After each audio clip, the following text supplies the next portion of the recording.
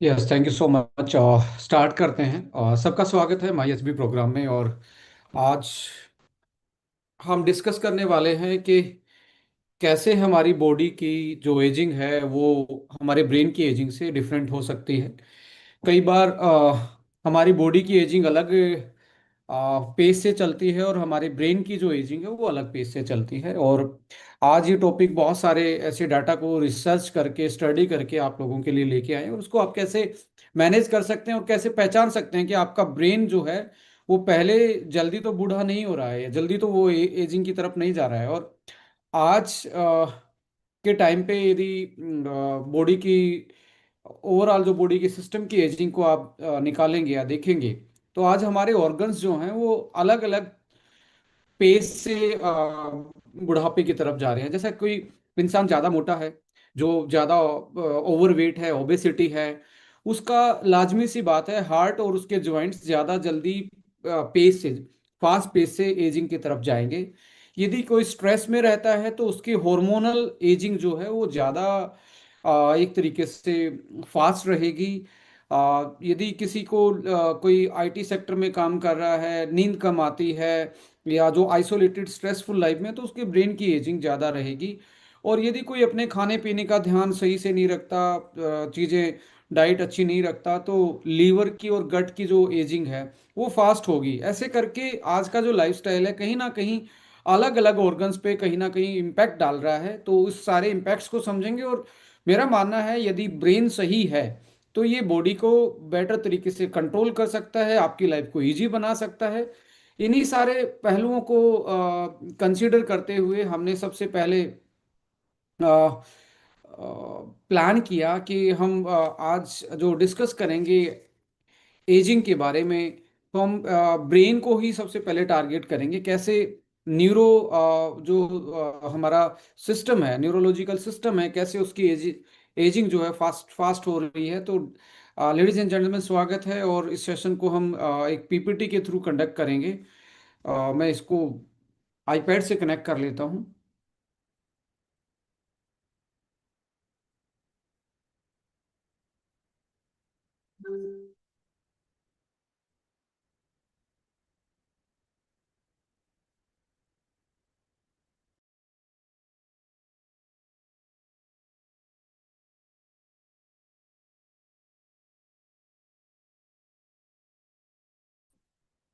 Yes.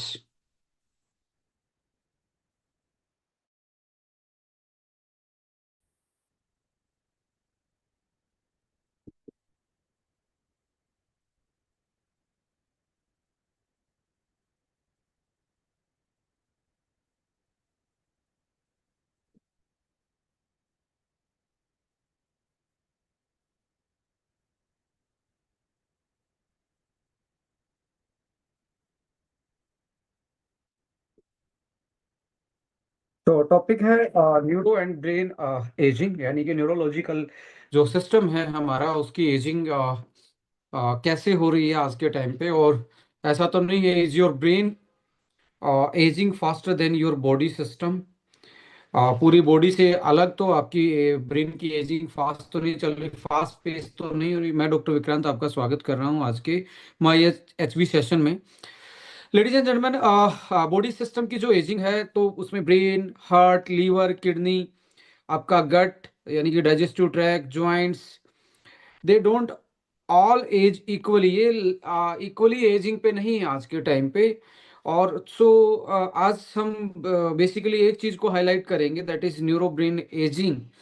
उस पे discuss करेंगे। किसी और दिन हम दूसरे ऑर्गन पे लेके जाएंगे कैसे उनकी एजिंग हो रही है, एंड हाउ वी कैन उनको मैनेज कर सकते हैं उनकी एजिंग को, और अलाइन कर सकते हैं बॉडी की नेचुरल एजिंग से। सो यहाँ पे इम्पोर्टेंट चीज ये है कि ब्रेन के कुछ फैक्ट्स हैं, न्यूरो सिस्टम के कुछ फैक्ट्स हैं। ब्रेन का जो साइज होता है वो लगभग 3 पाउंड के आसपास होता है, यानी कि 1.3 टू 1.4 kg। यह बॉडी के 2% का इसका वेट होता है, यानी कि आपकी पूरी बॉडी का 2% जो है वो ब्रेन का वेट होता है। बट एनर्जी की बात करेंगे तो बॉडी की लगभग लगभग 20% एनर्जी को अकेला ये यूज करता है, यानी कि बॉडी का 2% का ही हिस्सा होता है। बट यूज करता है 20% आपकी टोटल जो एनर्जी है दिन की, उसको उसका एक्सपेंडिचर टोटल ब्रेन के द्वारा 20% होता है। इसकी एक और खासियत है जिसको हम न्यूरोप्लास्टिसिटी बोलते हैं। लेडीज एंड जेंटलमैन, इंसान का जो दिमाग है वो इसी फैक्टर के कारण ये दूसरे एनिमल से अलग है। सोचने की क्षमता, याददाश्त क्षमता, इंसान कोई भी चीज सीखता है तो उसमें सबसे पहले ब्रेन में न्यूरोलॉजिकल चेंज आता है, कुछ नए न्यूरॉन्स बनते हैं, नई सेल बनती हैं। और प्रैक्टिस जब आप छोड़ देते हैं तो वो न्यूरॉन्स, उनकी वो सेल जो हैं वो उनका कनेक्शन कम होना स्टार्ट हो जाता है, और वो सेल वीक होनी स्टार्ट हो जाती हैं। तो कई बार आपने देखा होगा, आज आप बहुत अच्छे से कोई काम कर रहे हैं, धीरे धीरे जिसकी प्रैक्टिस छोड़ दें तो उसकी एफिशिएंसी कम हो जाती है। ये जो बिहेवियर है इसको न्यूरोप्लास्टिसिटी बोलते हैं। So the brain can recognise itself throughout the life, पूरी लाइफ। ये यदि कोई आप चीज सीखते हैं, ये बोला जाता है यदि आपको पूरी जिंदगी अच्छा ब्रेन रखना है तो हमेशा नई टास्क, नई चीजें सीखें, क्योंकि ये नए न्यूरॉन्स बनाएगा, नई चीजें डेवलप करेगा। और न्यूरोप्लास्टिसिटी उसी का ही दूसरा नाम है। सो आप सीखते रहेंगे तो ब्रेन की ये वाली न्यूरोप्लास्टिसिटी वाला नेचर सही से काम करता रहेगा। आप देखेंगे न्यूरोप्लास्टिसिटी, अल्जाइमर, पार्किंसम में न्यूरोप्लास्टिसिटी बहुत रिड्यूस हो जाती है, तो आदमी लंबा नहीं सोच पाता। वो उसकी मेमोरी यानी उसका कॉग्निटिव बिहेवियर चेंज हो जाता है। एक होता है सिनेप्सिस। ये सिनेप्सिस का मतलब है लगभग 100 trillion synapses in the brain, यानी कि एक न्यूरॉन दूसरे न्यूरॉन से बात करता है, अपना मैसेज ट्रांसफर करता है। जैसे मैं यहाँ पे दोनों हाथ मिला रहा हूँ तो मेरे ब्रेन ने ये सिग्नल दिया, हाथ मिला मेरे नर्वस सिस्टम के थ्रू, तो ये मैसेज यहाँ से स्टार्ट हुआ, तो ये न्यूरॉन्स के थ्रू कनेक्ट होके ही आता है। एक न्यूरॉन दूसरे, जैसे आपने रनिंग में एक तरीके से रिले रेस देखा होगा, वो एक छड़ी दूसरे छड़ी को पकड़ाता है, ऐसे ही एक न्यूरॉन अपना मैसेज दूसरे न्यूरॉन को इस सिनेप्सिस यानी कि इस जॉइंट से के थ्रू ही एक्सचेंज करता है। और ये लगभग लगभग 100 ट्रिलियन सिनेप्सिस ब्रेन में पाए जाते हैं जो आपस में एक दूसरे से कम्युनिकेट करने में हेल्प करते हैं। न्यूरो ट्रांसमीटर यानी कि जो जो रिले रेस में छड़ी का जो डंडे का काम कर रहा है वो न्यूरोट्रांसमीटर है। यानी कि कुछ ऐसे केमिकल एक न्यूरॉन से दूसरे न्यूरॉन में जाते हैं और वो अपना सिग्नल लेके जाते हैं। इसी तरीके से ब्रेन बॉडी कोऑर्डिनेशन होता है। इसी तरीके से हम अपने शरीर पे कंट्रोल कर पाते हैं, जो ब्रेन बॉडी कोऑर्डिनेशन कहलाता है। Ladies and gentleman, central nervous, अब नर्वस सिस्टम की बात करेंगे तो नर्वस सिस्टम का ही हिस्सा ब्रेन होता है। सेंट्रल नर्वस सिस्टम होता है जिसको हम सीएनएस बोलते हैं, जिसमें ब्रेन एंड स्पाइनल कोड, यानी कि ये वाला हिस्सा और ये वाला स्पाइनल कोड, ये जो आपकी रीढ़ की हड्डी के थ्रू न्यूरॉन्स आ रहे हैं, आ, इसको हम सेंट्रल नर्वस सिस्टम बोलते हैं। अब इनसे जो कंट्रोल कनेक्टेड है, जो कनेक्टेड हैं, ये जो बॉडी इसके थ्रू कनेक्टेड हैं दूसरे न्यूरॉन्स, इसको पेरिफेरल नर्वस सिस्टम बोलते हैं, that is PNS, nerves connecting CNS to the body part. जो नाउ कनेक्टेड है, जो सेंट्रल वाला पार्ट है उससे, उसको पेरिफेरल नर्वस सिस्टम बोलते हैं। इसमें से एक सोमैटिक नर्वस सिस्टम होता है जो अपनी मर्जी से आप कंट्रोल करते हैं, हाथ उठाना है, हिलाना है, चलना है, उठना है, बैठना है। एक होता है ऑटोनोमिक नर्वस सिस्टम, ये आपकी इच्छा से नहीं होता है। जैसे दिल का धड़कना, हार्ट की बीट जो है, वो इनवॉलेंट्री फंक्शन है, हार्ट रेट है, डाइजेशन है, ये चलता रहेगा, ये चलता रहेगा, हार्ट धड़कता रहेगा, तो ये है ऑटोनोमिक नर्वस सिस्टम का पार्ट आता है। एंटेरिक नर्वस सिस्टम होता है जो आपके गट फंक्शन, जो आपके डाइजेशन फंक्शन को, बाउल मूवमेंट उसमें आता है, जिससे आप आराम से वेस्ट मटेरियल पास आउट कर पाते हैं। ये एक एंटेरिक नर्वस सिस्टम का काम होता है। इस तरीके से हमारा जो ब्रेन है और स्पाइनल कोड है वो central nervous system, peripheral nervous system के थ्रू हमारी बॉडी पे कंट्रोल करता है। लेडीज एंड जेंटलमैन, इंसानी दिमाग को आप देखेंगे तो ये हिस्सा आपकी पर्सनालिटी, आप कितने हाजिर जवाबी हैं, कैसे आपका बिहेवियर है, ये इस वाले हिस्से पे ही डिसीजन मेकिंग पावर जो है यहाँ से ही लेता है। दूसरा है आप जैसे एक जीपीएस किसी लोकेशन पे जाते हो, दोबारा जाते हो तो याद आता है मैं पहली बार उस टाइम आया था। यानी कि लोकेशन, मेमोरी, लर्निंग, याददाश्त शक्ति, ये सारा का सारा काम होता है हिपोकैम्पस। जब से एक स्टडी के मुताबिक ये पाया गया, जब से जीपीएस हमारी जिंदगी में आया, आज के टाइम पे हमें कहीं पे भी जाना होता है तो हम अपने फोन में ऐप लगाते हैं और पहुंच जाते हैं। पर एक जमाना ऐसा था जब जब ये जीपीएस का टेक्नोलॉजी का जमाना नहीं था। उस टाइम पे आदमी को याद रखना पड़ता था, रास्ते याद रखना पड़ते थे। तो एक स्टडी में पाया गया कि जब जीपीएस से पहले की जो दुनिया थी, उनका जो ब्रेन था, उसका हिपोकैम्पस वाला जो एरिया था, वो ज्यादा, उसमें न्यूरॉन्स थे, वो ज्यादा नंबर ऑफ न्यूरॉन सेल उसमें ज्यादा थी। आज घट ये धीरे धीरे आज की पॉपुलेशन में घट रहा है। इसका मतलब ये है मेमोरी, लर्निंग की जो कैपेबिलिटी है, आज आप देखिए, आप स्पेलिंग लिख के देखिए, आप ज्यादा मिस्टेक करेंगे, क्योंकि आज स्पेलिंग लिखने का जमाना नहीं है। आज आप बहुत सारी चीजों को मिस करेंगे, जस्ट बिकॉज आपका ब्रेन की जो न्यूरोप्लास्टिसिटी थी, जो उसका नेचर था लर्निंग का और अडेप्ट करने का, वो हिपोकैम्पस उसको डिसाइड करता था। और आज हम देखिए इजीली रास्ते भूल जाते हैं, क्योंकि हमने हमारा जो हिपोकैम्पस का ट्रेनिंग है वो कंप्लीट नहीं हो पाता, उसको जीपीएस से गाइडेड होके हम चलते हैं। इस तरीके से हिपोकैम्पस हमारी मेमोरी, लर्निंग और मूड, यानी कि इमोशंस को कंट्रोल करता है। बहुत छोटा सा पार्ट है, बहुत बड़ा रोल प्ले करता है, लेडीज एंड जेंटलमैन। इसके बाद यदि आप ब्रेन की एजिंग देखेंगे, इसमें बहुत सारे फैक्टर हैं, एक फैक्टर नहीं होता है। जैसे एनर्जी ट्रेड ऑफ हाइपोथेसिस, एक हाइपोथेसिस ये दिया गया कि ब्रेन को ना ज्यादा कैलोरी चाहिए, ज्यादा एनर्जी चाहिए। ये छोटा हिस्सा है पर 20% आपकी पूरी एनर्जी को ले लेता है। तो इसको एनर्जी एनर्जी प्रोडक्शन का इन सेलों पे ज्यादा एक तरीके से भार होता है, ज्यादा ये काम करती है एनर्जी को प्रोडक्शन करने के लिए।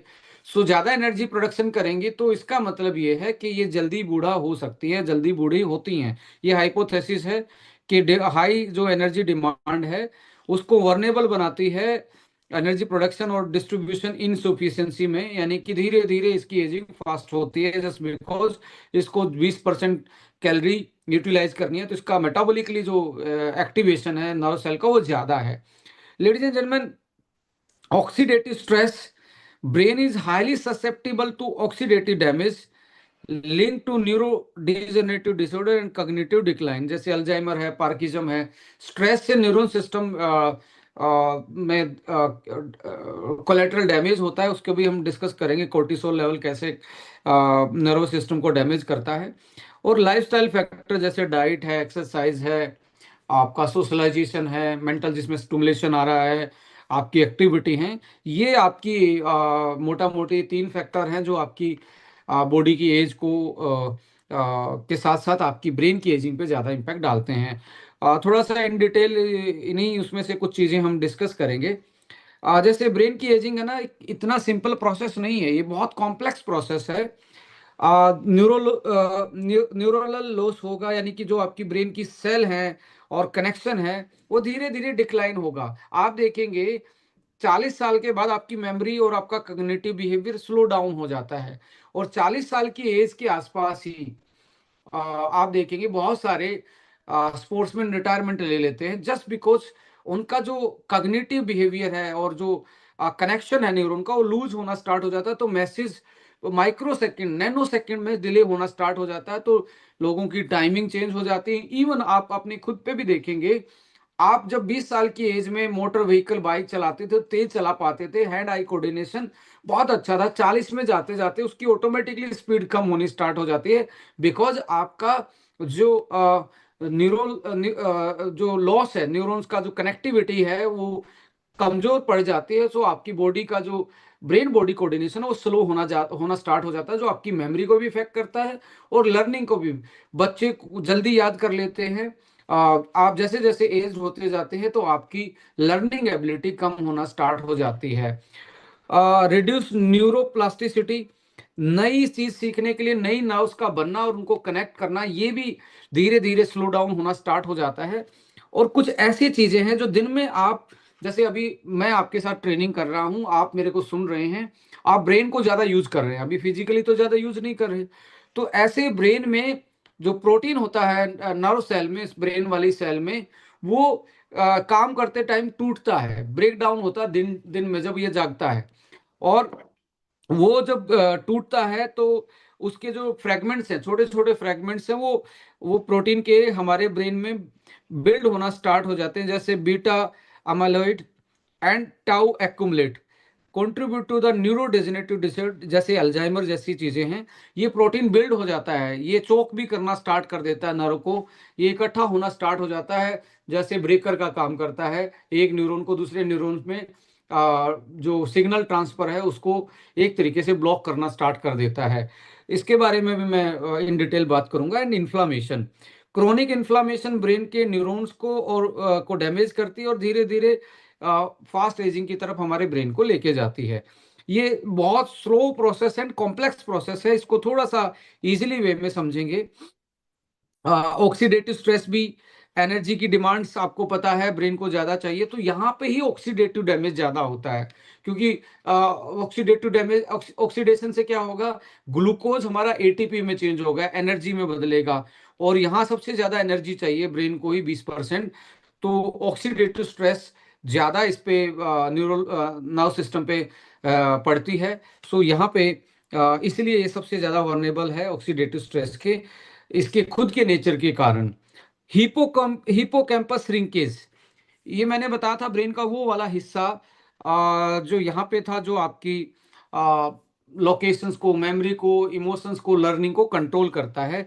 वो धीरे धीरे धीरे धीरे श्रिंकेज होना स्टार्ट हो जाता है, सिकुड़ना स्टार्ट हो जाता है, छोटा होना स्टार्ट हो जाता है, जिसके कारण एक तरीके से उसकी फंक्शनिंग रिड्यूस डाउन होना स्टार्ट हो जाती है। Prefrontal cortex decline impact decision making, जो यहाँ का हिस्सा है, ये वाला हिस्सा है, ये एक तरीके से ये भी श्रिंकेज होना स्टार्ट होता है विद द एज, जो डिसीजन मेकिंग, प्लानिंग और प्रॉब्लम सॉल्विंग को हेल्प करता है। ये वाला हिस्सा आप हमेशा देखिए, जब भी आपको कुछ याद नहीं आता तो आप यूं करते हो, यूं, इसका मतलब है इस हिस्से पे ही आपका फोकस जा रहा है अल्टीमेटली, और प्लानिंग करते हो ऐसे देख के।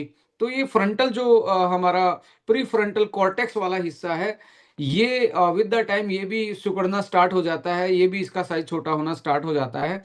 सो ऐसे में आपकी decision making, planning, problem solving, आपको हमेशा एज पीपल को ये कहते हुए सुनते हैं, अरे अब मैं क्या ही डिसीजन लूंगा, बच्चों ने डिसीजन लेना, उसने डिसीजन, यहाँ पे रिस्क टेकिंग एक तरीके से कैपेसिटी वो कम होनी स्टार्ट हो जाती है, जस्ट बिकॉज आपका ब्रेन का जो वो हिस्सा है पर्टिकुलर, वो वो श्रिंकेज होना और उसकी उसकी अबनॉर्मलिटी होना स्टार्ट हो जाती है। So white matter change affect the communication between brain region, जो व्हाइट मैटर होता है एक दूसरे को सेपरेट कर रहा है, जो ब्रेन की लेयर्स अलग अलग हिस्सों को, वो एक तरीके से कम होना स्टार्ट होता है, जिसके कारण इंट्रा जो कम्युनिकेशन है, अंदर का जो कम्युनिकेशन वो इफेक्ट होना स्टार्ट हो जाता है।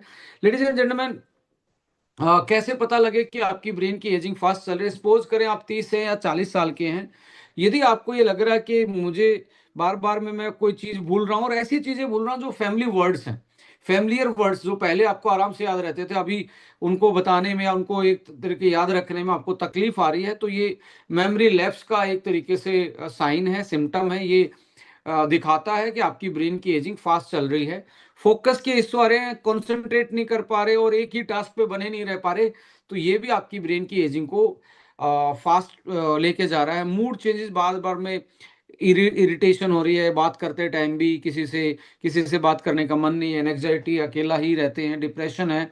सो ये भी एक सिम्टम्स है फास्ट ब्रेन एजिंग का। मेंटल फटीग रहता है, ब्रेन हमेशा स्लो टाइप के, लेथर्जिक टाइप के फील करे, कुछ काम करने का मन नहीं करता, it means your brain is at the fast pace ageing पे है।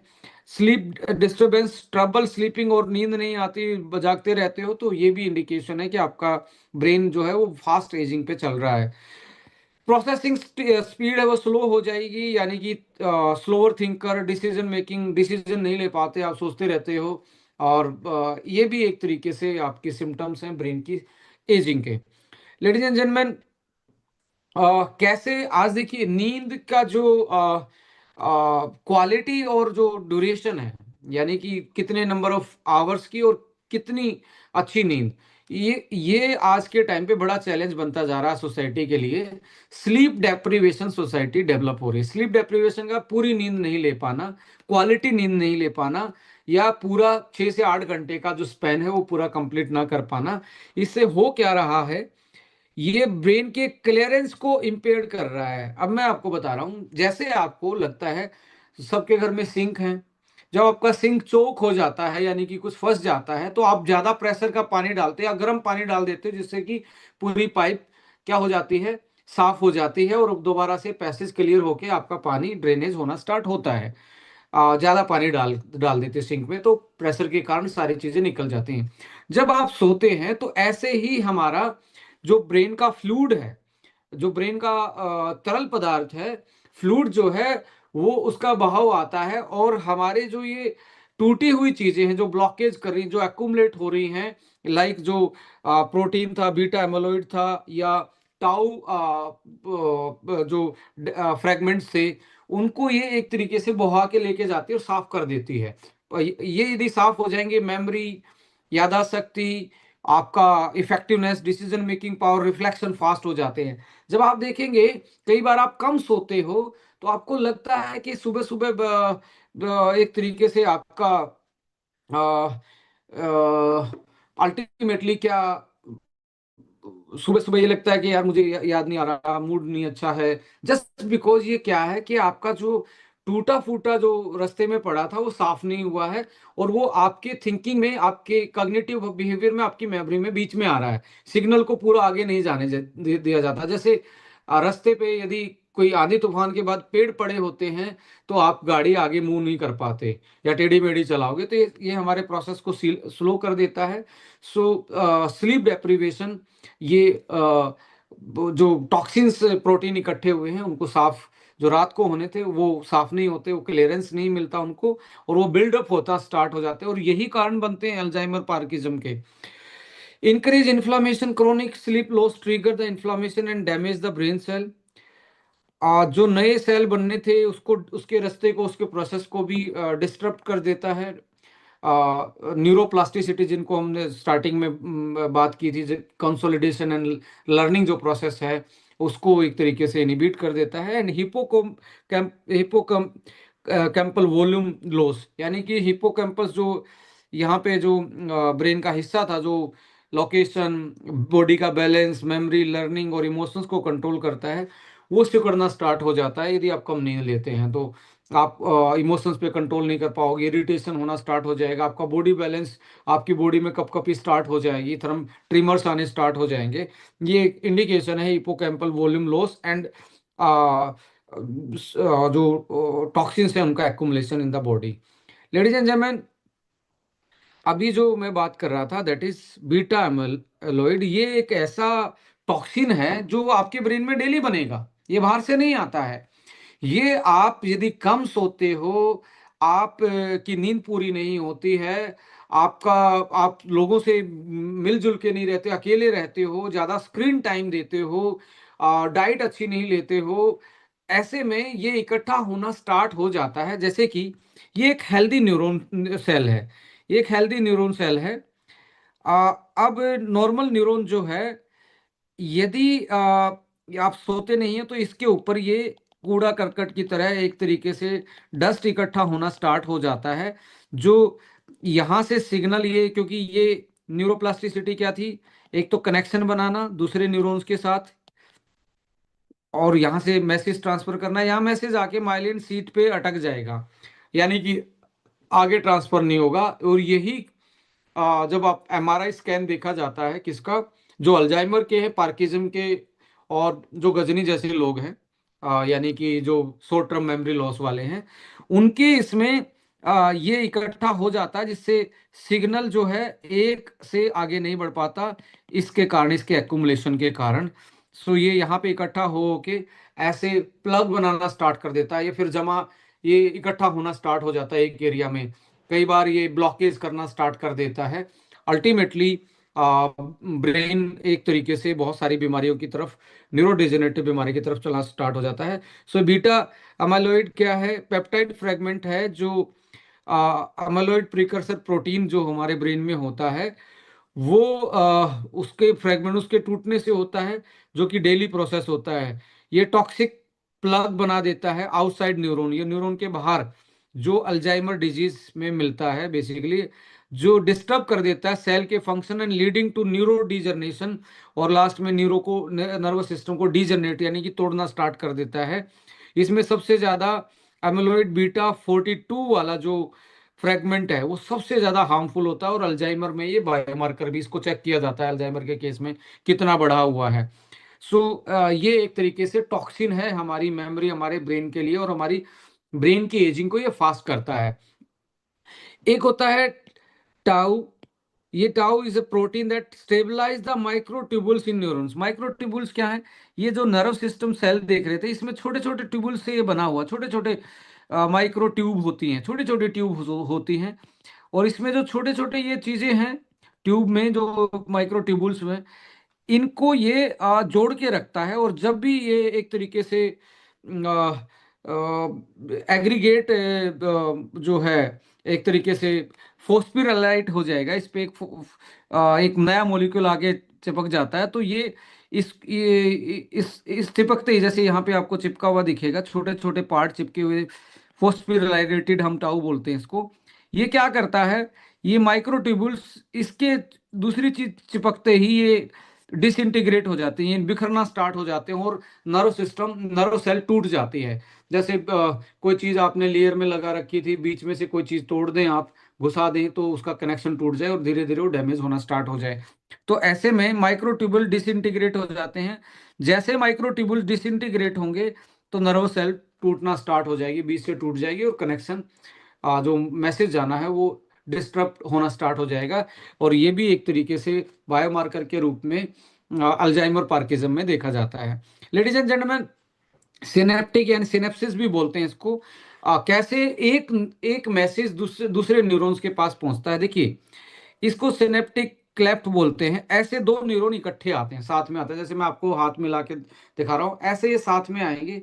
इनके बीच में ये एक बिल्कुल कनेक्ट नहीं होते, थोड़ा सा नैनोमीटर का गैप रहता है। इस नैनोमीटर के गैप में ये न्यूरो ट्रांसमीटर मोलिक्यूल ऊपर वाला यहाँ छोड़ देता है, और यहाँ इसके रिसीवर होते हैं। जैसे मैंने फोन किया तो हवा में एक इलेक्ट्रॉनिक कोड गया, तो आपके पास, किसी के पास मेरा कॉल गया, तो आपके फोन में रिसीवर है, वो उस कोड को रिसीव करेगा और डी कोड करके वॉइस में वापस चेंज कर देगा, और जो मैं बोल रहा हूं वो आपको सुनेगा। ऐसे ही ये भी ऐसे ही काम करते हैं। जैसे मैंने सोचा, तो एक नर्व ने दूसरे नर्व को बताया केमिकल के माध्यम से, वहां उसके रिसेप्टर होते हैं, वो उसको रिसीव करते हैं और दूसरे को ऐसे देना स्टार्ट कर, इतनी फास्ट स्पीड से होते हैं ये। तो इस तरीके से हमारे बॉडी में सिग्नल ट्रांसफर होते हैं। जैसे मैंने मुट्ठी बंद करनी है, मैंने बंद कर लिया, ये मेरे दिमाग के जो मैसेज हैं, जो इस सिनेप्टिक लोब के थ्रू जाना स्टार्ट हुए हैं। अब होगा क्या, यदि आपकी बॉडी में स्ट्रेस है, कोर्टिसोल है, तो इनका कनेक्शन कमजोर होना स्टार्ट हो जाएगा। यदि आप डाइट में अच्छी नहीं ले रहे, तो इसी कनेक्शन कमजोर होना स्टार्ट हो जाएगा। जैसे ये सिनेप्सिस दिखाया गया है, ऐसे ये दूसरा न्यूरॉन दूसरे के साथ चिपक जाता है, राइट है। तो ये 20 से 40 नैनोमीटर का ही होता है। और न्यूरोकेमिकल रिसेप्टर और ट्रांसमीटर एक दूसरे से न्यूरो ट्रांसमीटर के थ्रू, केमिकल के थ्रू ये अपना मैसेज कैरी करते हैं। सो ये क्रूशियल है हमारे communication between brain cell and enabling learning, memory और ओवरऑल ब्रेन फंक्शन। इसी के तरीके से हम सीखते हैं, ट्रेन होते हैं, और हमारी पूरी बॉडी पे एक दूसरे पे कंट्रोल पूरी बॉडी पे कर पाते हैं।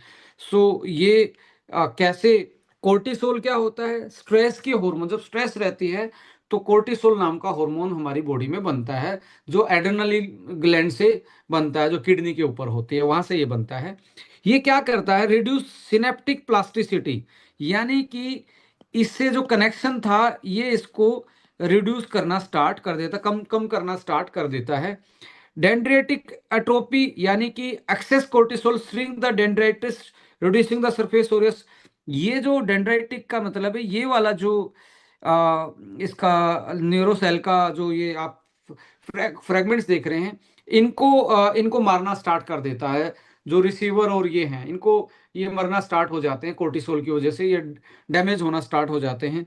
ग्लूटामेट रेगुलेशन होता है, cortisol increase glutamate release, and वो हमारी इसको एक तरीके से डैमेज करना स्टार्ट किया। इसके लिए जहर है, टॉक्सिन का काम करता है।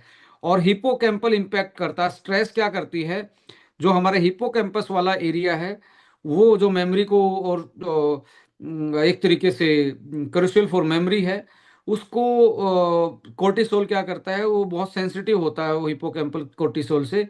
और सो आपकी सिनेप्टिक फंक्शन को कमजोर करता है, जिससे आपकी मेमोरी लर्निंग वीक होना स्टार्ट होती है। इसलिए बोला जाता है चिंता चिता के समान है, क्योंकि आपका ब्रेन आपकी बॉडी से कनेक्शन लूज करना स्टार्ट करेगा।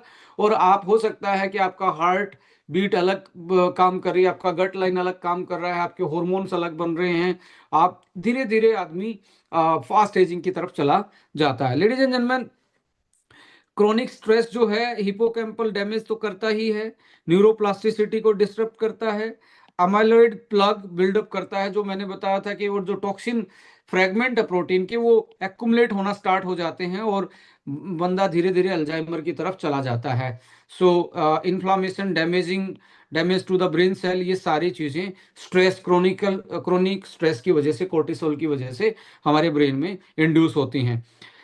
एक्सेसिव स्क्रीन एक्सपोजर, ज़्यादा आप यदि मोबाइल पे या लैपटॉप पे ज़्यादा ब्लू रेज के उसमें आते हैं, वो भी आपकी ब्रेन की एजिंग को एक तरीके से बढ़ाता है। जैसे कि blue light disruption, blue light क्या करेगी, जैसे अभी हम रात को बैठे हैं, लगभग लगभग 8:45 के आसपास टाइम हुआ है, यदि हम लगातार फोन को देख रहे हैं या ब्लू लाइट को देख रहे हैं, तो हमारे ब्रेन का वो हिस्सा जो नींद दिलाने में हमारी हेल्प करता है, वो मेलाटोनिन बना ही नहीं पाता, क्योंकि उसके पास सिग्नल दूसरे आ रहे हैं।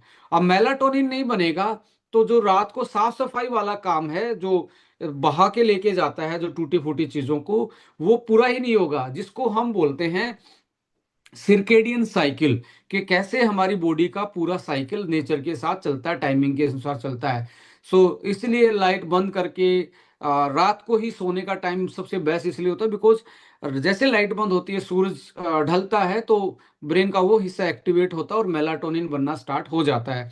ब्लू रेज क्या करिए, स्क्रीन क्या करती है, मेलाटोनिन के प्रोडक्शन को कमजोर कर देती है। इसलिए हमारी इंसोमेनिया, नींद, डिप्रेशन, एनजाइटी और ब्रेन में मेमोरी लॉस और फटीग जैसी चीजें आपको ज्यादा आनी स्टार्ट हो जाती है। और जो लोग ज्यादा फोन देखते हैं, उनको आप देखेंगे एनजाइटी, स्ट्रेस के साथ साथ ऐसी लाइक क्रोनिक पेन भी उनको मिलेगा, और उनको लाइक माइग्रेन जैसी शिकायत भी आपको देखने को मिलेगी। कग्निटिव ओवरलोड हो जाता है, यानी कि कितना डाटा इसके पास है, वो प्रोसेसिंग ओवरलोड हो जाती है, ज्यादा हो जाता है, जिसके कारण मेंटल फटीग और डिक्रीज अटेंशन स्पैन, अटेंशन आपका डिक्रीज होना स्टार्ट हो जाएगा। सोशल आइसोलेशन हो जाता है, फेस टू फेस इंटरेक्शन नहीं है, जो आपके इमोशंस को इम्पैक्ट करता है, और सेडेंट्री बिहेवियर होना स्टार्ट हो जाता है। ये भी एक तरीके से हमारे ब्रेन की एजिंग को फास्ट कर रहा है। लेडीज एंड जेंटलमैन, एनवायरनमेंट से आने वाले बहुत सारे टॉक्सिन्स हैं, जो पोल्यूशन, एयर पोल्यूशन से आ रहे हैं, हैवी मेटल्स जो लेड, मरकरी, कैडमियम जैसी चीज़ें आ रही हैं, वो भी न्यूरोडिजेनरेटिव का कारण बनती है। पेस्टिसाइड उनमें से अल्जाइमर, पार्किंसम जैसी चीज़ों को बढ़ावा देते हैं। इंडस्ट्रियल केमिकल हैं जो ट्राइको इथाइलिन जो है, वो भी आपकी मेमोरी के साथ एक तरीके से इम्पैक्ट डालता है, इंडस्ट्रियल वेस्ट में जो पाया जाता है। लेडीज एंड जेंटलमैन, कुछ न्यूट्रिएंट्स की डेफिशिएंसी भी फास्ट एजिंग कर सकती है, जैसे ओमेगा। आपको पता है ब्रेन सबसे ज़्यादा ओमेगा किसको चाहिए, सबसे ज़्यादा गुड फैट किसको चाहिए, ब्रेन को चाहिए। सबसे ज़्यादा कैलोरी किसको चाहिए, ब्रेन को चाहिए। ओमेगा की डेफिशिएंसी भी, ओमेगा क्यों चाहिए, क्योंकि जो ये नर्व सेल बना हुआ है, जो इससे ये वाला जो माइलिन, इसके थ्रू जो मैसेज जाता है, ऊपर की जो सीट है, जो ऊपर का कवर है, माइलिन सीट जो है, वो ओमेगा की बनी होती है। ओमेगा कम होगा तो रोड, जैसे रोड में गड्ढे हो जाएंगे, तो आप गाड़ी फास्ट नहीं चला पाएंगे। ऐसे ही ओमेगा ज्यादा रखेंगे तो रोड साफ रहेगा, बिल्कुल सीमेंटेड रोड रहेगा, तो आपकी गाड़ी तेज चलना स्टार्ट होगी। ऐसे ही हमारे नर्व के सिग्नल फास्ट हो जाएंगे, और हमारी जो बेसिक इंटीग्रिटी है सेल की, वो मेंटेन रहेगी, और हमारा नर्व सिस्टम अच्छे से काम करेगा। विटामिन की डी की डेफिशिएंसी भी डिमेंशिया जैसी और मेमोरी लॉस जैसी चीज़ों को एक तरीके से उनके रिस्क को बढ़ाती है। कुछ बी कॉम्प्लेक्स विटामिन है, B6 है, फोलिक एसिड है और आपका B12 है। ये भी ये आपकी बॉडी में हीमोसिस्टिन बढ़ा देते हैं। हीमोसिस्टिन भी एक तरीके से बायोमार्कर है एजिंग का, और ये न्यूरोडिजेनरेटिव रिस्क को भी बढ़ाता है इनकी कमी। एंटीऑक्सीडेंट की डेफिशिएंसी जैसे vitamin C, vitamin E, selenium, ये क्या करते हैं, ये ऑक्सीडेटिव स्ट्रेस को कोप अप करते हैं, क्योंकि सारी चीजें ब्रेन में क्रॉस नहीं करती हैं। सबसे पहले तो हमें ये ध्यान रखना है, ब्रेन जो बैरियर वॉल है सारी चीजें क्रॉस नहीं हो, कुछ ही वाइट एंटीऑक्सीडेंट होते हैं जो इसको क्रॉस कर पाते हैं। उनमें से जैसे एस्ट्राजेंथिन है, सेलेनियम है, विटामिन ई है, विटामिन सी है। ये इनकी कमी भी आपको ब्रेन की एजिंग को फास्ट करती है। ये हम बात कर ही चुके हैं कैसे स्ट्रेस और स्क्रीन का कनेक्शन है और कैसे हमारी एक तरीके से ब्रेन की एजिंग को फास्ट करती हैं। जैसे सोशल मीडिया स्ट्रेस जो है, एक तो कंपैरिजन में डाल देती है, ये ऐसा दिख रहा है तो मैं कैसा दिख रहा हूँ, यानी कि fear of missing out, FOMO बोलते हैं, फियर ऑफ मिसिंग आउट। मेरे पास ये नहीं है, उसके पास ये है, तो आदमी ऐसे कंपैरिजन में घुस के स्ट्रेस में आ जाता है। तो फोमो भी एक तरीके से सोशल मीडिया स्ट्रेस है, वो भी हमारी एजिंग, ब्रेन की एजिंग को फास्ट कर रही है और हमारी मेमोरी को एक तरीके से या मूड को डिसबैलेंस कर रही है। लेडीज एंड जेंटलमैन, मेलाटोनिन का बारे में मैंने बताया, स्लीप को डिस्टरबेंस, ऑक्सीडेटिव स्ट्रेस और न्यूरो इन्फ्लामेशन बढ़ जाता है just because of disruption of melatonin production. इसके साथ साथ कुछ ऐसी ड्रग्स हैं जैसे बेंजो डायाजेफिन नाम की जो ड्रग्स है, ये बेसिकली डिप्रेशन के केस में दी जाती हैं। यदि इनको लगातार लिया जाए तो डिमेंशिया होना स्टार्ट हो जाता है, सिडेटिव इफेक्ट है इनका। एंटी क्लोरिन जेनिक जो ड्रग्स होती हैं बेसिकली, जैसे लंग्स और बाउल मूवमेंट में कई बार एसिटाइल कोलिन की वजह से उनको ब्लॉक किया जाता है कि उसको मेंटेन करने के लिए, कुछ बॉडी के फंक्शन को मेंटेन करने के लिए। इससे भी कग्निटिव फंक्शन, क्योंकि ये न्यूरोट्रांसमीटर का काम करता है, उसको ब्लॉक किया जाएगा तो कग्निटिव डिक्लाइन होगा, रिफ्लेक्शन स्लो हो जाएंगे।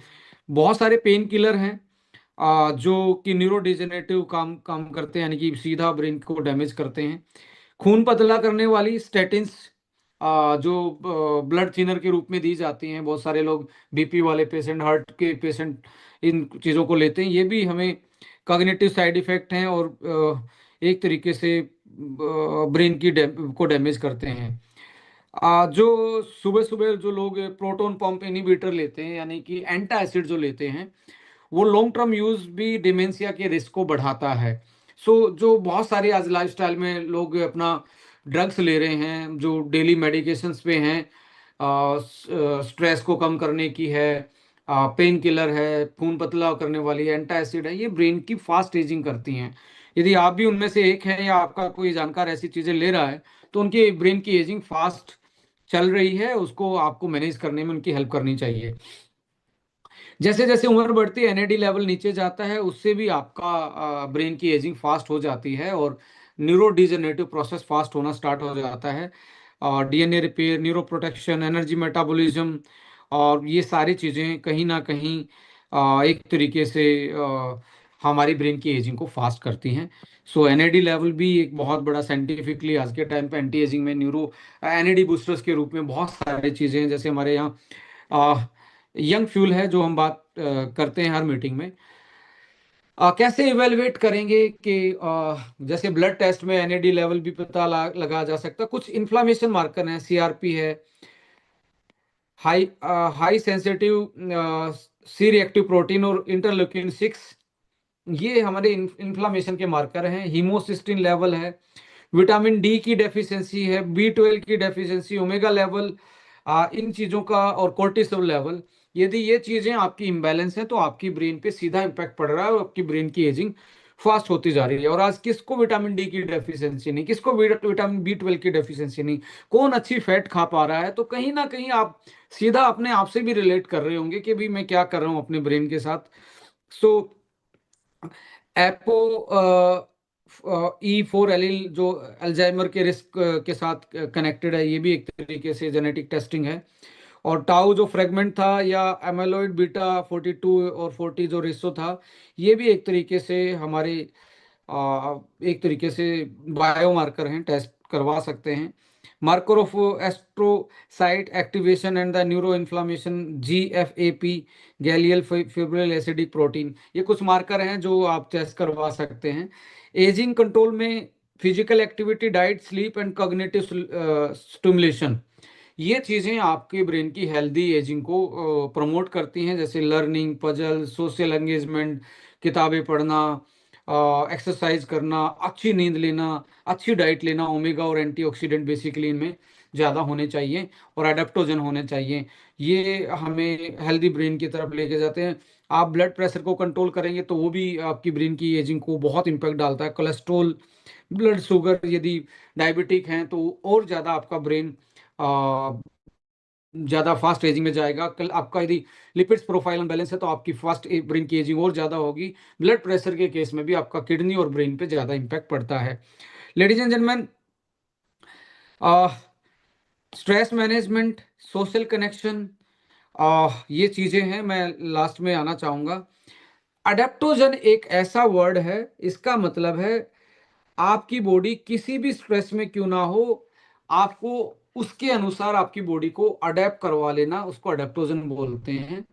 सो कुछ ऐसे प्रूवन हर्ब्स हैं दुनिया में, नेचर में, जो अडेप्टोजन का काम करते हैं, हमारे ब्रेन के लिए बहुत ज़्यादा अच्छी होती हैं, जो स्ट्रेस से लेके, कोर्टिसोल लेवल से लेके, नींद से लेके, बीटा एमाइलॉइड से लेके, इन सारी चीज़ों को बेटर करने का काम करती हैं। और hippocampus, neuro development, neuro damage से बचाना, ब्लड सर्कुलेशन, एनर्जी प्रोडक्शन, इन सारी चीज़ों को बैलेंस करती हैं। जैसे कि अश्वगंधा जो स्ट्रेस को और कोर्टिसोल को रेगुलेट करता है, बोकोपा यानी कि आपका ब्राह्मी मेमोरी को और कॉग्निटिव फंक्शन को बेटर करता है, जिंको बिलोबा ब्रेन हेल्थ के लिए पोटेंशियली यूज होता है, ये ब्लड फ्लो को सही रखता है, जो छोटी छोटी कैपलरी हैं उसमें ब्लड फ्लो को बढ़ाता है, एंटीऑक्सीडेंट प्रॉपर्टी है, और याददाश्त शक्ति, कॉग्निटिव रिफ्लेक्शन, इन सारी चीज़ों को, मेमोरी और फोकस को स्पीड अप रखता है।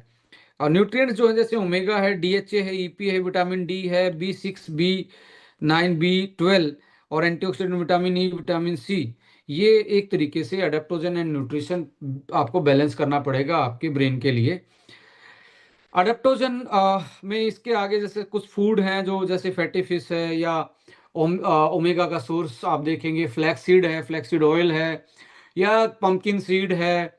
जितने भी ड्राई फ्रूट्स या सीड्स जो होते हैं उसमें भी ये, वो भी मिनरल्स और ओमेगा के गुड फैट के सोर्स होते हैं, तो वो भी आपके ब्रेन के लिए बहुत अच्छे होते हैं। ग्रीन लीफी विटामिन और एंटीऑक्सीडेंट एंड फोलिक एसिड उनमें होता है, तो वो भी आपके ब्रेन के लिए अच्छे होते हैं। Nuts and seed, healthy fat और मैग्नीशियम ज़्यादा होता है, तो ब्रेन को ये ज़्यादा चाहिए, मैग्नीशियम भी ज़्यादा चाहिए। Colourful seasonal fruits and berries, powerful antioxidant, ये कुछ चीज़ें हैं जो ऐड ऑन कर सकते हैं अपनी डाइट में। आ, अभी बात करते हैं कि इतनी चीजें हैं, कहाँ कहाँ से क्या क्या लेके आएंगे। कभी बेरी आ रही है, कभी ग्रीन लीफी आ रही है, कभी कुछ आ रहा, कभी कुछ नहीं आ रहा, कभी ये रह गया, कभी वो रह गया। फास्ट पेस लाइफ है, किसी को इतना टाइम नहीं है। आज तो बहुत सारी चीजें ब्लिंकिट से आ रही हैं, इससे आ रही हैं, हमें टाइम ही नहीं है। सुबह सुबह हम प्रोसेस फूड खा के भाग जाते हैं। मैं एक लास्ट मंथ एक IT प्रोफेशनल से मिला, मैंने पूछा कितने आपकी सैलरी क्या है, मैं मंथली आप कितना कमाते हैं। तो उस शख्स ने मुझे बताया कि मेरी सैलरी लगभग लगभग 2 लाख समथिंग कुछ थाउजेंड रुपीज है, 2 लाख के आसपास है। मैंने बोला कि आप और आपके घर वालों की डाइट में डिफरेंस क्या है। वो बोले इसका मतलब क्या है। मैंने बोला कि इसका मतलब इतना ही है कि आप जिससे 2 लाख कमाते हो उसको क्या दे रहे हो। इट मीन्स कि आपकी डाइट और आपके घर वालों की डाइट या आपके सराउंडिंग की डाइट सेम है, बट आप अपने दूसरे लोगों से ज्यादा दिमाग और आंखें यूज कर रहे हो।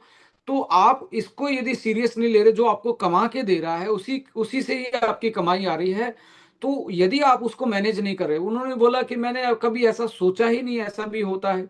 यस लेडीज एंड जेंटलमैन, आप होलिस्टिक अप्रोच के लिए आपको कुछ ना कुछ एड ऑन करना पड़ेगा अपने लाइफस्टाइल को बैलेंस करने के लिए। जैसे गर्मी लगी तो क्या लगा, AC लगा लिया। आपको व्हीकल सरकारी में जाने में दिक्कत थी, परेशानी थी, लेट आती थी बस, तो आपने अपना व्हीकल ले लिया। ऐसे ही आपके घर वालों से आप दूर रहते थे तो कम्युनिकेशन दूर हो जाता था, लोगों ने मोबाइल खरीद लिया, अच्छा घर बना लिया, सो मैनी सुख सुविधाएं लगा ली। क्या हम जो आज हमने अपनी लाइफ को मॉडिफाई कर लिया है अकॉर्डिंग टू अपने सुविधाओं के अनुसार, क्या हम अपने न्यूट्रिशन को भी मॉडिफाई करें? नहीं, उसमें हम और खराब होते जा रहे हैं। उसमें हम नॉन सीजनल चीजें खाते जा रहे हैं, उसमें प्रोसेस चीजें बढ़ा ली, उसको हमने कमजोर कर लिया, भौतिक सुविधाओं को हमने बढ़ा लिया। तो ये हम बहुत बड़ी गलती कर रहे हैं। ऐसे में हमें होलिस्टिक एंड कस्टमाइज न्यूट्रिशन की जरूरत है। कि क्योंकि हम एक्सपर्ट नहीं है तो हम कुछ मूड के अकॉर्डिंग खा लेते हैं, जो अवेलेबल है वही खा लेते हैं, और कार्ब बेस्ड डाइट ज्यादा लेते हैं, फ्राई या फास्ट फूड बेस्ड डाइट हम ज्यादा ले रहे हैं। तो हमें इसको थोड़ा सा लुक आफ्टर करना पड़ेगा अपनी लाइफ के अकॉर्डिंग। तो कस्टमाइज करना पड़ेगा। कस्टमाइजेशन का मतलब है, जैसे एक साइज का जूता सबके पैर में फिट नहीं होता, तो आज आपकी जो जिंदगी है, यदि आपको लगता है मेरा वेट ज्यादा, तो मुझे हार्ट की और जॉइंट्स की केयर ज्यादा करनी पड़ेगी, क्योंकि मेरा वेट ज्यादा है, उन्हीं जॉइंट ने उठाना है। जॉइंट का साइज नहीं बढ़ा है, ओनली आपकी वेट बढ़ा है, हार्ट का साइज नहीं बढ़ा है। उस हार्ट ने इतने बड़े शरीर में पंप कर करके खून पहुंचाना है, तो उसका वर्कलोड बढ़ा दिया, तो हमें उसके लिए कुछ एक्स्ट्रा देना पड़ेगा। तो एक साइज का जूता नहीं, सबको अलग अलग कस्टमाइज अपनी लाइफ के अकॉर्डिंग अपनी न्यूट्रिशन को बैलेंस करना पड़ेगा। इसमें आपकी हेल्प कर सकता है होलिस्टिक वेलनेस, जो इंस्पायर्ड बाय मेडिसिन 3.0 कॉन्सेप्ट से, हर्बो न्यूट्रीजेनिक्स कॉन्सेप्ट, जो कि 5 in 1 है। पांच, एक ही चीज में पांच चीजें हैं। जैसे कि प्रोबायोटिक, जो आपकी गट को, आपके डाइजेशन को बेटर रख सकता है। एंटीऑक्सीडेंट, जो सेल को प्रोटेक्शन दे सकता है, सेल को डिटॉक्सिफिकेशन कर सकता है। आयुर्वेदा यानी कि बोटनिकल हर्ब्स के जो एक्सट्रैक्ट हैं, वो आपकी इम्यूनिटी के को, और आपकी जो सिम्टम्स आ रहे हैं, जो आपको लग रहा है कि मुझे कोई बीमारी इंड्यूस हो चुकी है, कोई सिम्टम्स आ रहा है, उसको रिकवरी सेफ तरीके से करवाती हैं। और जो आप डाइट से कंप्लीट नहीं ले पाते, वो आपकी डाइट में ये एड ऑन कर रहा है, और साथ में डीएनए तक जो आपके फंक्शन है, जीन के एक्सप्रेशन, उसको बैलेंस करने का काम कर रहा है। ये 5 in होलिस्टिक कॉन्सेप्ट है। जैसे कि इसमें ब्रेन वन को आप देखेंगे, कैसे 5 in 1 ब्रेन वन कैसे 5 in 1 है। मैं इसको लेके जाता हूं। जैसे पांच चीजें थी हर्बो न्यूट्रीजेनिक्स में, प्रोबायोटिक थे, एंटीऑक्सीडेंट थे, हर्बल एक्सट्रैक्ट था, न्यूट्रिएंट्स थे, एंड न्यूट्रीजेनोमिक्स था। अब प्रोबायोटिक इसमें डला ही है, जो ब्रेन और गट के एक्सेस को सही करता है। एंटीऑक्सीडेंट इसमें क्या डला है? ट्रांस रेस्वेराट्रोल, फिसिटिन, स्टिरोबिलिन, vitamin E, selenium, copper, cell को ऑक्सीडेटिव स्ट्रेस से बचाएंगे ये। हर्बल एक्सट्रैक्ट यानी कि आयुर्वेदा क्या है?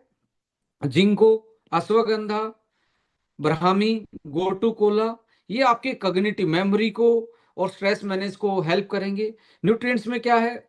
गुड ओमेगा है, डीएचए, डोकोसा हेक्सानोइक एसिड, विटामिन बी 6 इसमें है, बी 12 इसमें, बी 1 इसमें, फोलिक एसिड है, जिंक है, एंड मैग्नीशियम भी इसमें है। और न्यूट्रीजिनोमिक्स, जो आपके जीन के एक्सप्रेशन, न्यूरोसेल की जो जीन है उसके एक्सप्रेशन को सही रखेंगे। L tyrosine, acetyl choline, tryptophan, L theanine, neurotransmitter synthesis and gene expression expression influencing ये ब्रेन के इन। अब इसको पांच कैटेगरी में आपको मैंने फॉर्मूला को तोड़ के दिखा कैसे ये हर्बो न्यूट्रीजेनिक्स 5 in 1 है। ब्रेन वन को मैंने आपको ये डेमोस्ट्रेट किया कि इस तरीके से इसको डिजाइन किया गया है। अब इसको थोड़ा सा इन डेप्थ में जाएंगे, जैसे कि कैसे काम करता है gut brain axis, probiotic support gut health, influencing brain function via microbiota gut brain axis. आपने आपको यदि नहीं पता हो तो मैं बताना चाहूंगा, आपके पेट को, आपके गट को सेकंड ब्रेन बोला जाता है। इसलिए मेहमानबाजी में अच्छी चीजें खिलाई जाती हैं कि अच्छी चीज खाते बंदे का मूड अच्छा हो जाता है। सो मूड कहाँ से कंट्रोल है? गट से है। तो प्रोबायोटिक आपके गट को सही रखते हैं, तो आपका मूड, आपका कॉग्निटिव बिहेवियर ब्रेन का डायरेक्टली कनेक्टेड है उसके through. Antioxidant defence, trans resveratrol, fisetin oxidative stress को रिड्यूस करेगा और न्यूरॉन को प्रोटेक्ट करेगा।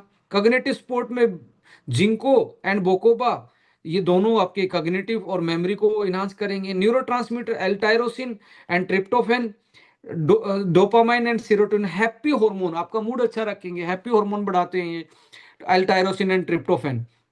इसके साथ देखेंगे कॉग्निटिव सपोर्ट है न्यूरो प्रोटेक्शन, कैसे न्यूरो को प्रोटेक्ट करता है। जिंको बिलोबा आपके ब्लड आपके ब्रेन में ब्लड के फ्लो को बेटर करता है, एंटीऑक्सीडेंट का काम भी करता है। ब्राह्मी मेमोरी और कॉग्निटिव फंक्शन को करती है। गो टू कोला, ये भी कॉग्निटिव फंक्शन है, न्यूरो प्रोटेक्शन का काम करता है। फिसिटिन एंटीऑक्सीडेंट एंड न्यूरल हेल्थ, यानी कि ब्रेन की सेल को डैमेज होने से बचाता है, मरने से बचाता है। न्यूरो प्रोटेक्शन का काम ट्रांस रेस्पिरेटोल भी, स्टिरोबिलिन ब्रेन हेल्थ और एंटीऑक्सीडेंट का सपोर्ट देते हैं। न्यूरोट्रांसमीटर इसमें क्या डाले गए, यानी कि जो स्ट्रेस के कारण स्लो हो गया है, मैसेज नहीं पहुंच पा रहा, प्रॉपर ब्रेन बॉडी कोऑर्डिनेशन नहीं हो पा रहा, इसमें टायरोसिन क्या करता है, डोपामाइन और एपिनेफ्रिन, नोर एपिनेफ्रिन का को प्रोडक्शन करता है। ये एक्साइटमेंट, हेल्दी मूड वाले, हैप्पी वाले हार्मोन होते हैं जो एल टायरोसिन के बिना नहीं बनते। यानी कि रॉ मटेरियल, जैसे आटे से चपाती बननी है, चपाती है डोपामाइन, आटा क्या है, टायरोसिन, टायरोसिन रॉ मटेरियल है उसका। ट्रिप्टोफैन, सीरोटोनिन, ये आपके मूड और रिलैक्सेशन हार्मोन है, रिलैक्स करेगा। सीरोटोनिन नींद अच्छी दिलाएगा। ट्रिप्टोफैन, उसमें भी आपको ट्रिप्टोफैन हेल्प करता है, यानी कि प्रिकर्सर और रॉ मटेरियल ट्रिप्टोफैन का काम करता है। एसिटाइल कोलिन क्या है, मेमोरी एंड लर्निंग को सपोर्ट करता है। सिनेप्टिक जो न्यूरॉन मिले थे उनके मैसेज को इधर से उधर फास्ट ले जाने का काम करता है, जैसे पोस्टमैन करता है, चिट्ठी यहाँ से वहाँ, आपके कोरियर को यहाँ से वहाँ। B6 B12 neuro synthesis, acetyl choline, dopamine, serotonin, इन सारी चीजों को क्या करता है, सिंथेसिस करने का काम करता है B6 B12। ये नहीं होंगे तो ये चीज न्यूरो नहीं बनेंगे। So ultimately antioxidant, anti inflammatory, vitamin E है इसमें, सेलेनियम है, कॉपर है, जिंक है, ये मिनरल्स का भी काम कर रहे हैं, और एंटीऑक्सीडेंट एंटी इंफ्लेमेटरी का भी काम कर रहे हैं, जो ब्रेन डैमेज से बचाते हैं। स्ट्रेस एंड मूड को, एल थियानाइन ग्रीन टी में पाया जाने वाला अमाइनो एसिड, ये एल थियानाइन ग्रीन टी में पाया जाता है, जो रिलैक्सेशन एंड फोकस को प्रमोट करता है। अश्वगंधा स्ट्रेस को, स्ट्रेस वाले हार्मोन को रेगुलेट करने का काम करता है। एनर्जी और metabolism, B1 folic acid energy metabolism में, और डीएचए जो है, ओमेगा जो है, support brain structure and function, and probiotic फिर से ग्रीन आपका ब्रेन गट कनेक्शन को एस्टेब्लिश करता है। लेडीज एंड जेंटलमैन, जो मैंने आपके साथ इस हर्बो न्यूट्रिजेनिक्स ब्रेन वन को एक्सप्लेन किया है, ये कोई मेरा, ये अकेला में कोई इस प्रोडक्ट को प्रमोट करने के लिए मैंने सारी चीजें नहीं लिखी। इसके पीछे आप देखेंगे जो मैंने आपको बात बताई है, ये सारे के सारे रेफरेंस हैं, जो आपको ये सारी चीज उसमें इन डेप्थ पढ़ने को मिल जाएंगी। कौन सी चीज, टायरोसिन, फिनाइलिन सिंथेसिस कैसे, American journal of clinical nutrition में छपा हुआ पेपर था। Omega fatty acid brain health, ये जर्नल ऑफ क्लिनिक लिपिडोलॉजी में छपा हुआ था। जिंको बिलोबा है, अल्जाइमर में कैसे हेल्प करता है, जर्नल ऑफ अल्जाइमर डिजीज में छपा हुआ पेपर है।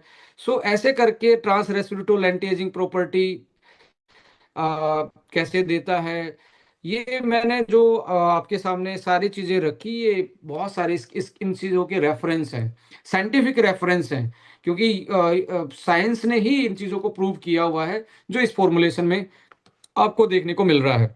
लेडीज एंड जेंटलमैन, यदि आप 35-40 साल के हैं तो आपकी बॉडी में जो एनएडी लेवल हो धीरे धीरे डिक्लाइन होगा, और आपकी बॉडी में रिपेयरमेंट का काम कमजोर होना स्टार्ट होगा, इम्यूनिटी स्लो हो जाएगी, आपकी सेल, नई सेल बनना बंद हो जाएंगी, बाल सफेद होना स्टार्ट होंगे, स्किन पे रिंकल आना स्टार्ट होंगे, स्टेमिना, हॉर्मोन्स, ये सारी चीजें डाउन होने स्टार्ट हो जाएंगी। आप आज के टाइम पे सबसे ज्यादा हॉट मार्केट एनएडी बूस्टर्स की है वर्ल्ड लेवल पे, और आपको ये जान के बड़ा हैप्पी वाली फीलिंग आएगी। Estonia is the first company in the global market in the segment of direct selling जो एनएडी बूस्टर लॉन्च किया। आज इस एनएडी बूस्टर की आने वाले टाइम में अब बहुत सारे हमारे डायरेक्ट सेलिंग प्लेटफॉर्म पे आप इसको देखेंगे, क्योंकि ये आने वाला कल है, एपिजेनेटिक्स। और इसके प्रूवन रिजल्ट हैं कि कोई आदमी बूढ़ा भी हो गया तो वो अपनी एज को रिवर्स कर सकता है, रिड्यूस डाउन कर सकता है, वापस से यंग हो सकता है। तो ये एनएमएन है, एनएडी है, टीएमजी है, एकेजी है, ट्रांस रेस्पिरेटोल है, ग्लूटाथाइन, कोक्यू10, ग्रीन टी, सिलेनियम, ये चारों टाइप के, omega, vitamin B3, zinc, selenium, curcumin, cordyceps, ginseng, green tea, bioperine, ये ऐसे मिक्सअप करके बनाया गया है एंटीऑक्सीडेंट, एंटी इंफ्लेमेटरी और एंटी एजिंग न्यूट्रिशन के साथ एनएडी बूस्टर को डाला गया है। तो अपने आप में एक यूनिक फॉर्मुलेशन है, और बहुत सारे लोगों ने इसको यूज करके अपनी एज को रिवर्स किया, अपनी फास्ट एजिंग को स्लो किया, और बहुत सारे बायोलॉजिकल फंक्शन को वापस से रिवर्स डाउन किया, जो कि एक तरीके से बीमारी का कारण बन रहे थे। अश्वगंधा भी यहाँ पे वर्ल्ड का बेस्ट केसम है। ये भी एक एड ऑन प्रोडक्ट में जो पावरफुल एडेप्टोजेनिक है, जो आपके ब्रेन की कॉग्निटिव और मेमोरी और स्ट्रेस को बैलेंस करने का काम करता है। साथ में क्रिल को भी ऐड कर लें तो वर्ल्ड का बेस्ट ओमेगा क्रिल माना जाता है। और इस क्रिल को इन्हांस किया गया है कोक्यू 10 डाल के। इसमें एक्स्ट्रा पेटेंटेड मीना Q7 यानी कि विटामिन K2 डाला गया है, ग्लूटाथाइन डाला गया है, एक्स्ट्रा एस्ट्राजेंथिन। वैसे तो क्रिल में एस्ट्राजेंथिन होता है, पर इसको और बढ़ा दिया गया है, एक्स्ट्रा कर दिया गया है। D3 है, विटामिन K2 है और विटामिन E है। तो अल्टीमेटली यदि सही कॉम्बिनेशन देखा जाए, यदि आप हेल्दी हैं, यदि हेल्दी हैं पर आईटी सेक्टर में काम कर रहे हैं, आपका स्क्रीन एक्सपोजर ज़्यादा है, आपका शेड्यूल सही नहीं है, रात को लेट आ रहे हैं, तो आपको सबसे अच्छा क्या करना है, ब्रेन, ये उन कैटेगरी के लिए है, ब्रेन वन जो है, एक ब्रेन वन और एक आपने क्रिलवल सोते टाइम आपने ले लेना है। राइट। सुबह आपने, मॉर्निंग में आपका रूटीन रहेगा, ये आपका इवनिंग का है, ये आपका मॉर्निंग है। सुबह आपने यंग 2 कैप्सूल, और दोपहर को आपको अश्वावन 1 कैप्सूल। ये बेस्ट रहेगा आपकी एजिंग को मेंटेन करने का। और साथ में ब्रेन को एक्स्ट्रा यूज कर रहे हैं तो ब्रेन को प्रॉपर एक तरीके से आप अपने फंक्शन को, अपने ब्रेन की अनहेल्दी एजिंग को कंट्रोल कर सकते हैं। यदि किसी को अल्जाइमर है, उस केस में आपने सुबह यंग से स्टार्ट करने हैं 2 कैप, दोपहर को एक ब्रेन वन और एक अश्वा वन, ये दोपहर को देने हैं। और इसी को ही आपने लंच और डिनर 2 टाइम पे ये आपने फोकस करना है। और आपने 2 कैप्सूल क्रिल वन के भी एड ऑन कर देने हैं, क्रिल वन के एड ऑन कर देने हैं। इस तरीके से अल्जाइमर, न्यूरो डिजनरेटिव डिसऑर्डर वाले लोगों को आप डायरेक्टली कनेक्ट कर सकते हैं। यदि आपको माइग्रेन रहता है तो उस केस में आपको अश्वावन, ब्रेन वन और कैलमैगडी का बेस्ट कॉम्बिनेशन है।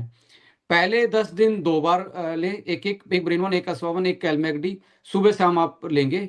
फिर उसके बाद एक बार ही लेंगे 10 दिन के बाद, तो आप बहुत अच्छे से अपने माइग्रेन जैसी चीज़ों को कंट्रोल कर पाएंगे, मैनेज कर पाएंगे, रिवर्स डाउन कर पाएंगे। मेमोरी है, नींद नहीं आती है, तो उस केस में अश्वावन एक और 2 ब्रेन वन, ये सोने से लगभग लगभग 2 से 3 घंटे पहले लेने हैं, सोते टाइम नहीं लेने हैं। नहीं तो आदमी जिसको नींद नहीं आती ना, कोई चीज उसको नहीं देते हैं तो उसको ये लगता है कि कब नींद आएगी, वो हाइपर अलर्टनेस में चला जाता है, तो वो कई बार तो नींद की गोलियां लेके भी नहीं सो पाता। ऐसे इस आदमी को बोलना है कि आपको शाम को 6 या 7 बजे ले लेना है, तो 3 से 4 घंटे में इसका असर आएगा, रिलैक्स हो जाएगा ब्रेन। पहले 1-2 दिन के बाद उसको काउंसलिंग करनी है कि आपने नींद के लिए नहीं लेना, ये ब्रेन को रिलैक्स करना। 3-4 दिन लगेंगे, धीरे धीरे उसका स्लीप स्कोर बढ़ेगा, थोड़ी थोड़ी नींद आनी स्टार्ट होगी। हफ्ते 10 दिन में जाके ये पूरा असर करना स्टार्ट करेंगे। सो ऐसे में मैग्नीशियम भी आप बाहर से लाके ऐसे आदमी को, कैलमैगडी में भी है, बट मैग्नीशियम एड ऑन और कर देंगे तो नींद और ज़्यादा बढ़ जाएगी। ग्रीन सब्जियां हैं, सैलड हैं, उसमें भी मैग्नीशियम होता है। सो इस तरीके से आप मैनेज कर सकते हो अपनी ब्रेन के फंक्शन को, एजिंग को। और मैं तो बोलूँगा, यदि आप स्मार्ट हो गए हैं, स्मार्टफोन है, घर अच्छा ले लिया, गाड़ी अच्छी ले ली, और आप 2 पैसे कमा रहे हो, इसकी वजह से कमा रहे हो, उसको एक्स्ट्रा यूज कर रहे हो, तो इसके लिए कुछ एक्स्ट्रा कीजिए। क्योंकि ये बहुत आगे जा रहा है, आपकी बॉडी पीछे रह रही है, ये आगे जा रहा है, ये जल्दी बुढ़ापे की तरफ जा रहा है। सो सोचिए, क्या हम इसको अलग से क्या दे रहे हैं, इसको अलग से कुछ देने की ज़रूरत है। थैंक यू सो मच, आप लोगों ने बहुत सलीके से इस पूरे सेशन को सुना। अल्टीमेटली मैं बैक टू आना चाहूँगा।